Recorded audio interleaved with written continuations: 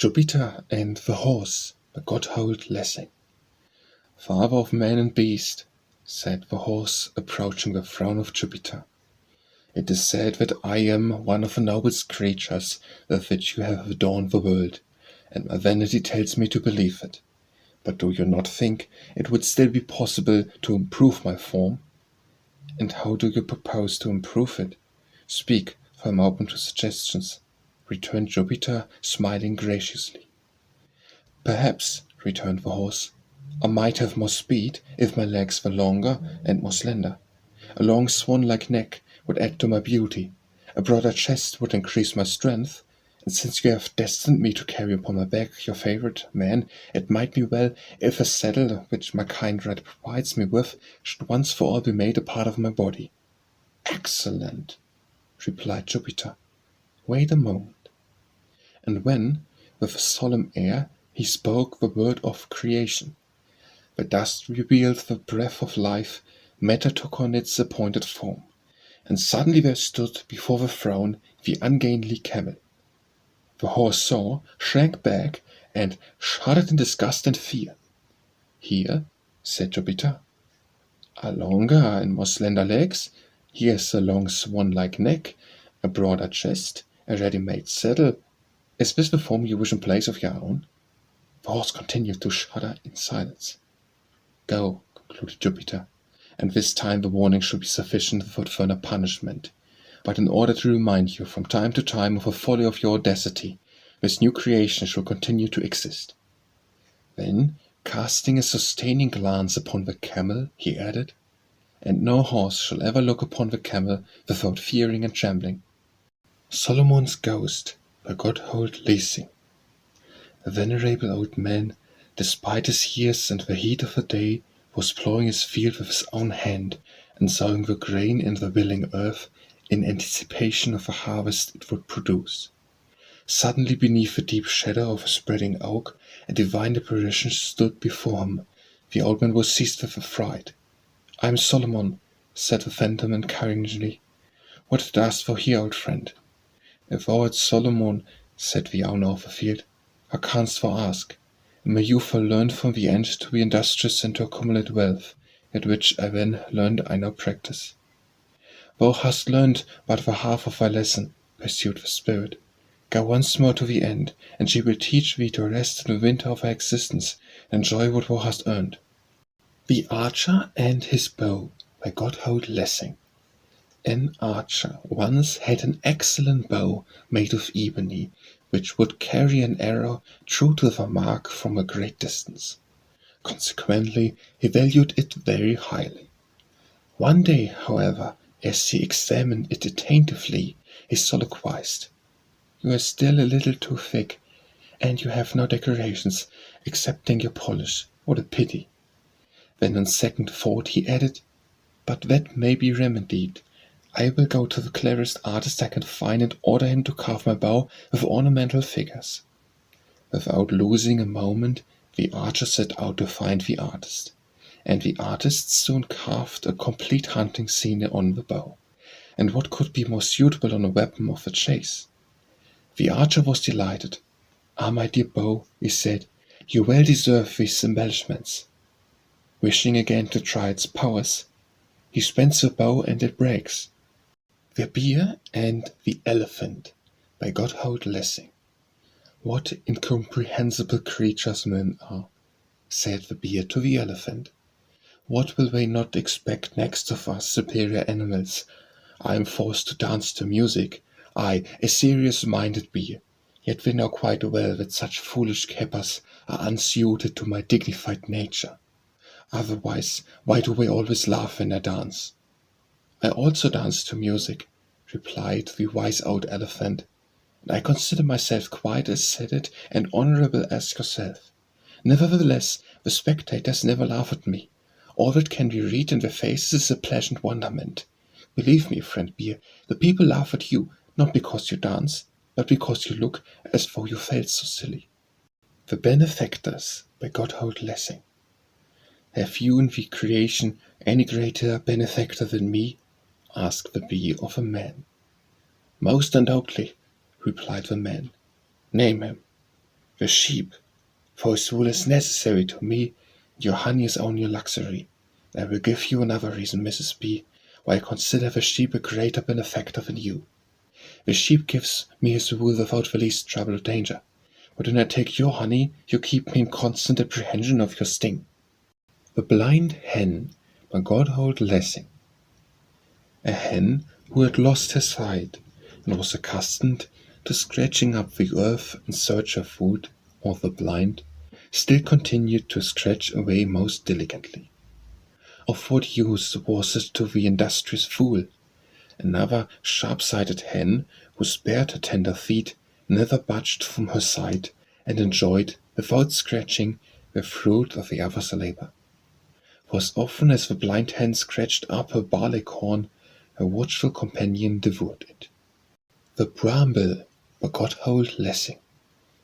Will you kindly explain, said the willow to the bramble, why you are so eager to seize hold of the clothes of every man, woman, or child that passes by? Of what use can the clothes possibly be to you? Of no use, said the bramble. Neither do I wish to take the clothes from them, I only want to tear them.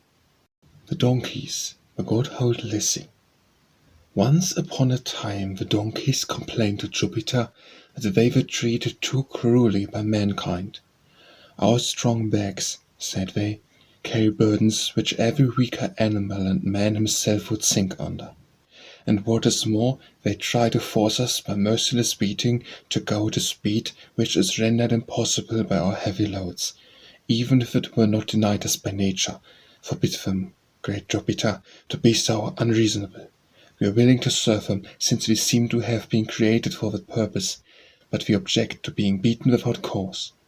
My children, replied Jupiter, your request is just, but I see no possible way of convincing mankind that your natural slowness is not due to laziness, and as long as they believe this, you will be beaten.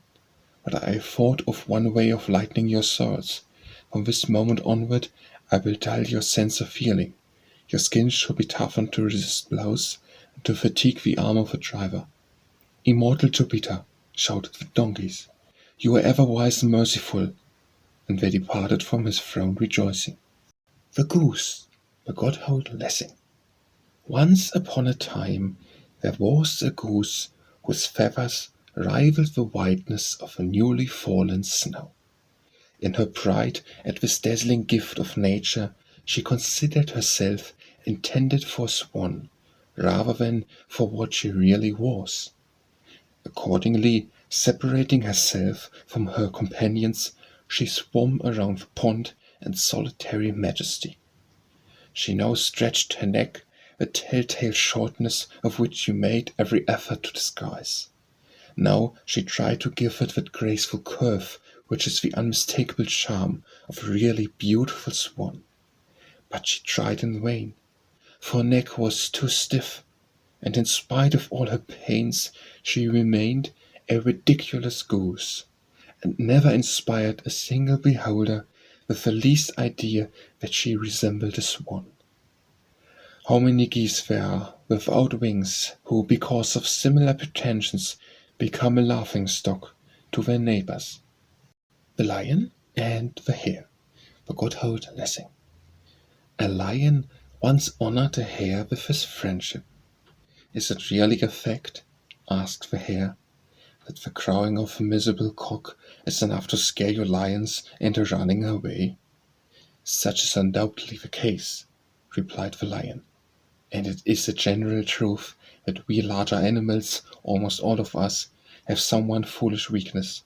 For example, you yourself must have heard that the grunting of a pig will astonish and terrify an elephant. Indeed, interrupted the hare. I now understand why the hares are so terribly afraid of a dog. The Nightingale and the Peacock, by Gotthold. A sociable nightingale found among the other songsters of a grove plenty of birds who envied her, but not a single friend. Perhaps, thought she, I may find a friend in some other branch of a bird family, and accordingly flew confidentially to the home of a peacock. Beautiful peacock, how much I admire you, she said. "No less than I admire you, lovely Nightingale," returned the Peacock. "Then let us be friends," declared the Nightingale, "for we need never be envious of each other. You are as pleasing to the eye as I am to the ear." Accordingly, the Nightingale and the Peacock became fast friends. The Oak and the Pig, by Gotthold. A gluttonous pig was feeding beneath a lofty oak tree upon the fallen acorns. Even while he ate one acorn, he was already casting a greedy eye upon another. "Ungrateful beast!" at length exclaimed the Oak. "You fatten yourself upon my fruit without bestowing a single thought of gratitude upon the source of it." The Pig, interrupting his feeding for a moment, grunted in reply, "My grateful regards should not be wanting, if only I could feel sure that you had let your acorns fall on my account." The Old Stag and the Young Stag, by Gotthold. An old stag, whom kindly nature had allowed to live to the age of 100 years, once said to one of his grandchildren, "I can still well remember the time when men had not yet invented the noisy shotgun." "What a happy time that must have been for our race," sighed the young stag. "You jump too quickly at conclusions," answered the old stag. "The times were no better than they are now. They were only different. Instead of the shotgun, men had the bow and arrow, and we were just as badly off then as we are now." The Ostrich, by Gotthold. The arrow-swift reindeer once saw an ostrich and said, "There's nothing remarkable about the way in which the ostrich runs, but it is quite likely that he flies much better." At another time the eagle saw the ostrich and said, "To be sure the ostrich cannot fly, but I dare say that he may run rather well." The Ox and the Calf, by Gotthold. A powerful ox tore away the upper part of a doorway with his horns, in pushing himself through the low entrance of a stall. "Look, master," shouted the presumptuous young calf, "I do not injure your property as the clumsy ox does." "How glad I would be," answered the master, "if you were already big and strong enough to be able to do so." The Ox and the Stag, by Gotthold. The clumsy ox and the nimble stag once had their pasture together in the same meadow. "Stag," said the ox, "if a lion should attack us, let us pledge ourselves to assist each other. Between your antlers and my horns we shall be able to keep him off bravely." "Such a bargain would never suit me," replied the stag. "Why should I promise to engage in an unequal contest with a lion, and my swift legs enable me so easily to escape from him?" The Peacock and the Rooster, by Gotthold. The Peacock once said to the barnyard hen, "Listen to me. If you ever thought that no matter how bravely and haughtily your rooster struts about, men never speak of him as the proud rooster, yet they always speak of me as the proud peacock." "The reason for that," answered the hen, "is that men will excuse the justifiable pride. The rooster is proud of his manliness and the faithful watch he keeps. But what have you to be proud of? Paint and feathers." The Sheep and the Swallow, by Gotthold. A swallow alighted on the back of a sheep to pluck a little wool for her nest. The sheep, unwilling to lose any of his coat, tried to shake off the intruder. "What makes you so unfriendly towards us?" asked the swallow. "You allow a shepherd to shear off your wool from head to foot, yet you grudge me the smallest bit of it. Whatever is the reason?" "The reason," replied the sheep, "is that you lack the skill to take off my wool in the same easy manner when the shepherd shears me." The Sparrows, by Gotthold. There was once an ancient church in the chinks and crannies of which the sparrows had built countless nests. In the course of time this old church was repaired. As it stood in all the lustre of its new stone and plaster, the sparrows returned to look for their old homes. But they found that these had all been carefully bricked up. "Of what earthly use," cried the sparrows, "can so large a building now be? Come, let us leave this useless pile of stone to its fate." The Wild Apple Tree by Gotthold. A swarm of bees settled and built their hive in the hollow trunk of a wild apple tree. They soon filled the hollow with the treasures of the honey, and the wild apple tree became so proud in consequence that it looked down contemptuously upon all its neighbors. Hereupon a rosebush thus addressed the tree: "Truly yours is a poor sort of pride that bases itself upon borrowed sweetness. Is your miserable fruit any the less bitter because the bees have made their home in your hollow trunk?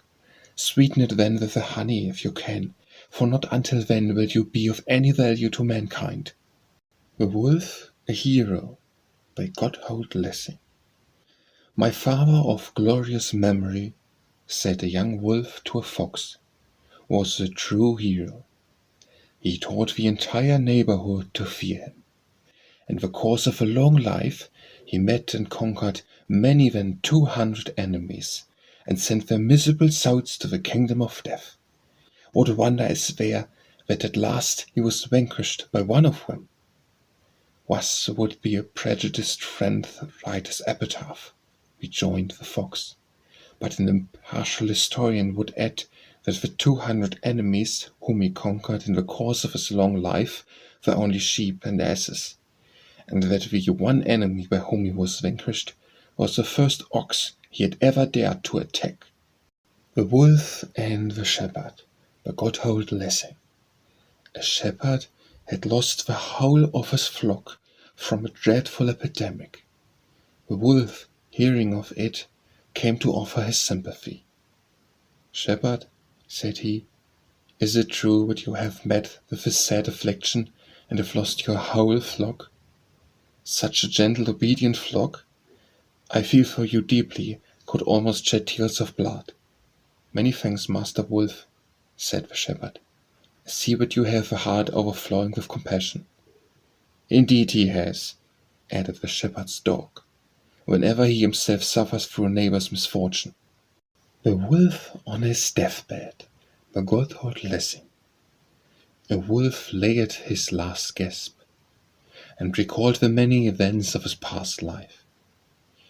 "True, I am a sinner," said he, "but let me still hope not one of the greatest. I have done harm, but also much good. Once I remember a bleating lamb, which had strayed from the flock, came so near me that I could easily have trodden it. Yet I did not harm the lamb. At the same time I listened to the jeers and jeeps of an old sheep with a most surprising indifference, although there was no sheep-dogs where to be found." "I can explain all that," interrupted his friend, the fox, who was comforting his last hours. "I remember distinctly all the circumstances. It was precisely the time that you so unfortunately got a bone stuck in your throat, which a kind-hearted crane afterwards drew out.